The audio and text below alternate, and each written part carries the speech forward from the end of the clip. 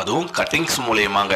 பொதுவாகவே ஸ்னேக் பிளான்ட்டை சைடில் இருக்கக்கூடிய அந்த ஷூட்ஸ் பேபி பிளான்ட்ஸை வச்சு ரெடி பண்ணுவாங்க. பட் இன்னைக்கு வீடியோவில் நம்ம பார்க்க போகிறது என்ன அப்படின்னா, கட்டிங்ஸ் மூலியமா எப்படி அதிகமான செடிகளை உற்பத்தி செய்யறது ஒரு குறிப்பிட்ட டைம்குள்ள அப்படின்றதாங்க.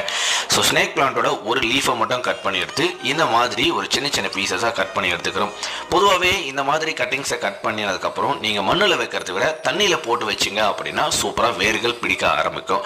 இந்த மாதிரி சின்னதாக ஒரு வாட்டர் பாட்டிலையோ இல்லை கிளாஸ் டம்ளர்லையோ இந்த மாதிரி போட்டு வச்சுருங்க. கரெக்டாக ஒரு 2 மந்த்தில் இல்லை 2.5 மந்த்தில் உங்களுக்கு வேர்கள் வளர ஆரம்பிக்கும். அதுக்கப்புறம் சின்னதாக ஷூட்ஸ் வளர ஆரம்பிக்கும். டேரெக்டாக மண்ணில் அப்படியே வச்சா வருமா, இந்த மாதிரி தண்ணியில் வைக்கிற மெத்தட் நல்ல மெத்தடா அப்படின்னு கேட்க போனால், என்னை பொறுத்த வரைக்கும் இந்த மாதிரி தண்ணியில் வச்சு ஒன்ஸ் வேர்கள் வந்ததுக்கப்புறம் நீங்கள் மண்ணில் நடவு செஞ்சுக்குங்க.